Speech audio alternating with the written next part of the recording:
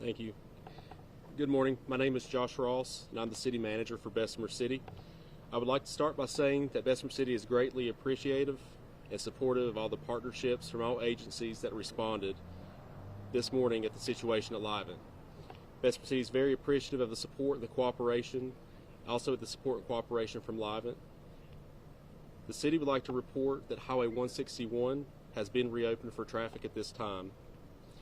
Behind me are members from Gaston County Emergency Management and Fire Services, Livent Management and Government Affairs, Gaston County EMS, members of the Bessemer City Fire and Police Departments, elected officials for Bessemer City, Mayor Becky Smith, and Gaston County Commissioner Bob Hovis. At this time, I would like to introduce Scott Hunter. He is the acting Gaston County Emergency Management Director, for information on this morning's fire. Thank you. Good morning. So this morning at approximately 1:20, the Gaston County Communications received a call for a commercial building on fire. Crews from Bessemer City arrived minutes later and encountered heavy fire conditions at the Livent Corporation. Shortly thereafter, they pulled what we called a second alarm. They transmitted a second alarm, which called for additional resources, and several minutes after that, a third alarm was struck. The incident brought multiple Gaston County fire agencies, along with Gastonia Fire, the City of Charlotte Regional Response Hazmat Team, and Gaston County EMS, along with all the police agencies. What we encountered, or what the fire crews encountered, was lithium, an area of the building that was burning that was reported to involve lithium, which is water reactive. So one of the major problems that the fire department had was the extent that the fire had progressed by the time they arrived on the scene. By the time they got the call and arrived on the scene, no water was able to be applied because of the water reactive nature of the product.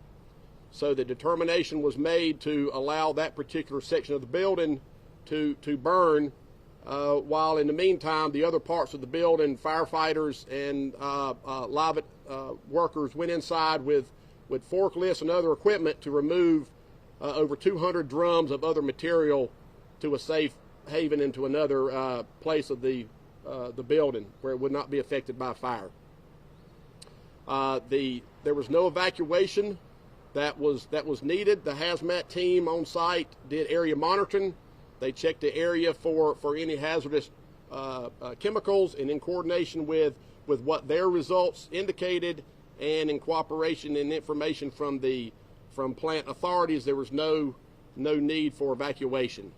The runoff was contained on site, so we did have when the lithium burned, it formed almost like a lava type product. It was contained on site, so there's no concern for any hazmats that's off the property.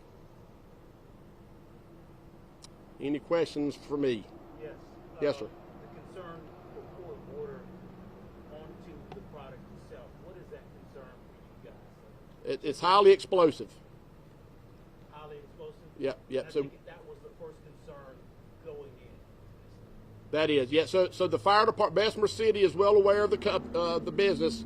Not that they've had any incidents here, but they're well aware of their surroundings, so they knew what was here, what was encountered, or what they were going to encounter. And so once there was a small group of folks on the property that met the firefighters upon arrival, told them, confirmed what was in that area, and that's when the determination was made that there was no way they could use water on it. I'm sorry. Approximately a third of the building, and I don't have a size. We'll have to get it from Livent, but it was a large concrete building. Are operations still paused at the facility? The operations in that facility are not able to be completed. They're on hold.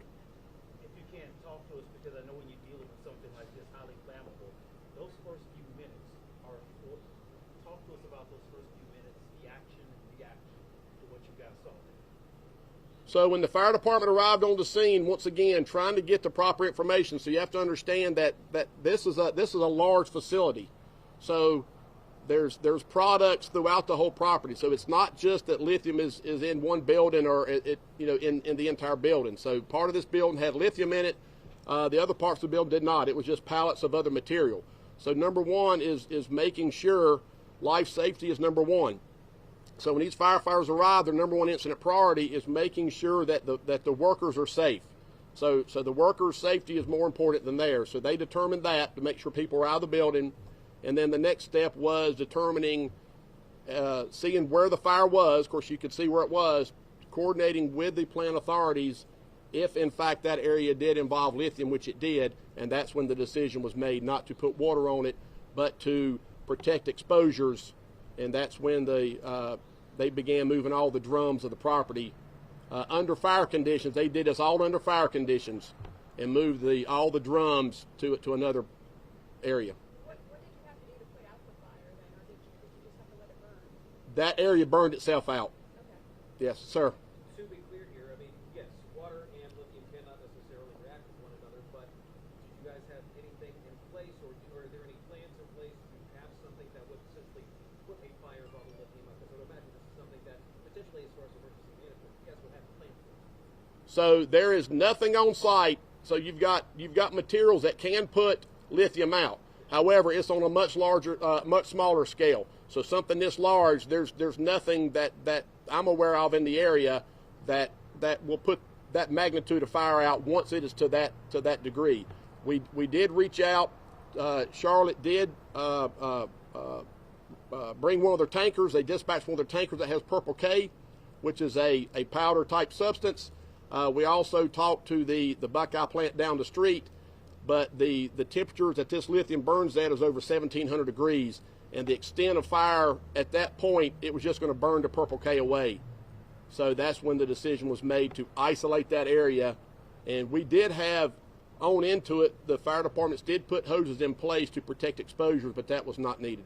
Do you have any idea of the cause of the fire yet? Under investigation, no. And we have the ATF, the SBI, and the state fire marshal's office are on site as well, helping, assisting us with investigation. Are there any, you talked some about runoff, are there any concerns about environmental impact at all? No. If you can, the air quality was an issue. I saw for a while a drone in the air. Were you guys using that drone just as line of sight?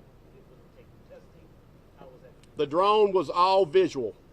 Heat signatures, the location of the fire, the extent of the fire. We did have building compromise. In other words, the walls were beginning to collapse and fall. So the drones were very advantageous in locating the extent of the fire and how far it went in. But once again, once the firefighters went inside into the adjacent building, they were able to also maintain visual on where the fire was. But all the monitoring was done by the hazmat team. People were told to stay in their house. Yes. What's your message to them? How can you assure them that the air quality here is safe? And how do you know that? Yeah. Well, how did the message go out to them?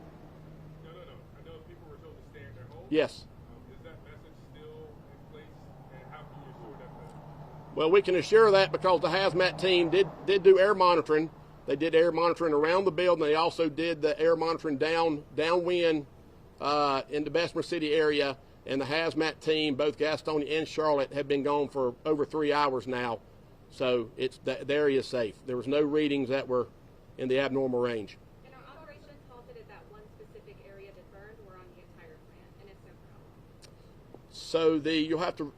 It's my understanding the operations at that time halted for the whole plant because we needed to get an accountability of all the workers. Now the process, they have gone back to work in other parts of the property, but not that building. You talked about having to move equipment. I mean, and drums. Was it lithium that was in the drums that you were having to move? I mean, what were you having to move? That's my understanding. It was lithium in the build. That was the primary concern from the lithium plants authorities. Yes. And if we can, I'm going to bring up Mr. Walker from Livent to let him talk a little bit, and then we'll take any more of your questions that you might have at this time. Appreciate you. Morning, everyone. As I said, I'm Harris Walker. I'm the Director of Government Affairs for Livent Corporation. First and foremost, we really want to thank our partners in Bessemer City Fire Department, the City of Gaston County and Gaston County Emergency Management, and all the resources from the state of North Carolina and beyond that helped us respond to this incident today. I think it's a clear indication of the regular and ongoing partnership that we have with these agencies to know what we have there, what to prepare for should anything ever happen. I think we're fortunate to say that this isn't something that we regularly deal with, but we plan for all occasions. We're really appreciative of their support in helping us quickly respond to the fire, which broke out earlier this morning at our lithium metal warehouse at the manufacturing plant right down the street in Bessemer City. The fire has largely subsided at this point, as mentioned, apart from some smoke and a few smoldering pockets. While the initial fire was intense, there were no toxic chemicals or compounds on fire, and we do not believe that there's any immediate risk to the local community, and that was reached, in determination and consultation with all of our emergency management partners. We're so grateful that there have been no injuries to Livent personnel or any first responders, and we'll continue to work closely with the authorities to investigate this matter. Our top priority right now, though, is obviously ensuring the safety of our employees, the plant, and the community. So, I don't know if we want to wait until after to do questions. Okay. Thanks, sir. Is this the first incident of its kind at this facility? My understanding is this facility opened in November. This is. Up to the microphone, please. Yep. Yeah, sorry. You want me to answer? Go ahead. Okay. Yep. All right. I'm Jamie Watts. I'm the plant manager for the plant down the street. JAMIEWATTS. And this is the first incident of this type at the facility in more than 15 years. The facility did not open in November. The facility's been here for decades. If you can, the lithium, what form is the lithium in the state that it became a problem today? Is this the solid form? Is this the rock that we used to see? What form? This was in an ingot form, And explain to make sure that we understand. like a gold. Imagine like a gold bar, but bigger. Yeah, like that. Not using my imagination, but what happened. All right. If you can, talk to us a bit. I know there has to be some concern not knowing what started this and then trying to complete your job. How do you do that? How do you go back to work without understanding what caused this potentially, troublesome situation? Yeah. So as has already been mentioned, an investigation is currently underway, and we are committed to fully investigating with the support of the proper authorities, some of whom are standing behind me, and getting to the cause of it and taking corrective action. So what's the larger impact of this? Because my understanding is that you guys, the plant supplied or is going to supply over 50% of the lithium batteries for EVs. So what's the larger impact of what happened? And the question was asked earlier about operational impact. We're not, at this point, we're not ready to start looking at restart of operations in the plant, but we will get to that point. I don't know where that statistic came from, but I don't think that's correct. But the larger impact at this point, we really haven't assessed it yet. Any idea how long you're going to be down? Are you waiting for completed investigation or? Yes, sir. I'm sorry for cutting you off. Was that the rest of your question? Yeah. We want to understand to the extent that we need to in order to safely restart operations. And so the folks who are there now, the employees, what are they doing? Are they clean up? Are they managing assets? What are they doing? What I would describe as recovery operations, right? So all of the above, clean up, assessing damage, that kind of thing.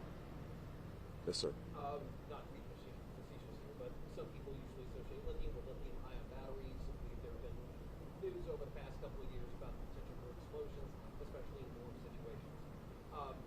To be clear, this is not this, right? These were not lithium-ion batteries. No, sir. And these weren't even batteries. This was just the material used in that process, right? In a bar form. Correct. Does heat or humidity affect the lithium? Heat or humidity affect the lithium? It can in sufficient amounts, yes. But I think the actual temperatures and things like that. Sorry. Okay. So I would say that the specifics and the exact temperatures that were experienced last night and things like that are still part of this ongoing investigation. So I think at this point it's too early to say what, if any, effect the temperatures may have had.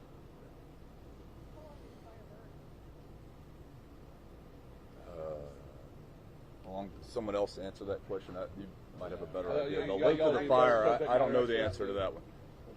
I'm Assistant Chief Michael Brooks with the Bessemer City Fire Department. As Chief Hunter had it notated earlier, the call went out at 1:20 a.m. We got a control time, I believe, around 9:45 a.m., just before everyone cleared the scene. And it sounded like when you guys got on the scene, what you found was pretty intense. Yes, sir. Can you talk us through that? So when I was the first arriving officer on the scene, what I noticed and witnessed was that the fire was through the roof of the facility when I arrived. We work closely with Livent on where the command post is going to be, where things get set up, and then we start pulling resources. So it's kind of hectic there for a while until you get everything going and get your game plan going. But once it got going, I believe we had a pretty good handle on it. Yes, sir. Question for Mr. Walker. Sure. Thanks, sir. Granted, the plant's been open for long, but we know much was made about this where they've done even after that. Right. This was 7 months ago.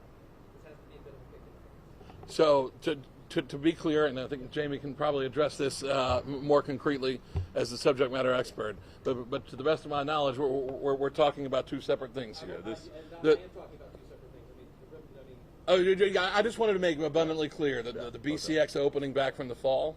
Yeah. It's unrelated area. Absolutely unrelated area. But to be clear here, this got to be.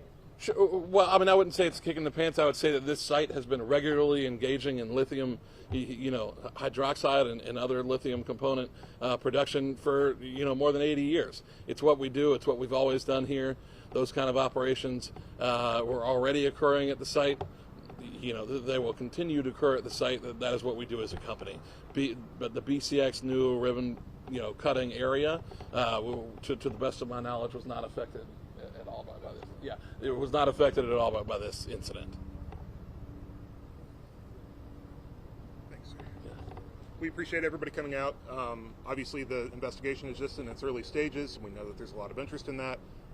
Once that final report is available, we'll work to get that out to everybody. Ken? I do have one more question I think is important. I guess this is for Scott. Scott, if you can tell us where, there you go, sorry.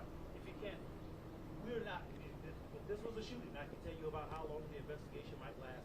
How long would the investigation into this last? What are the factors that you're looking into that you need to make sure that you're clear on before you can move forward and say what the cause is? How long will the investigation take? Yeah. You want the truth? Yeah. Uh-huh.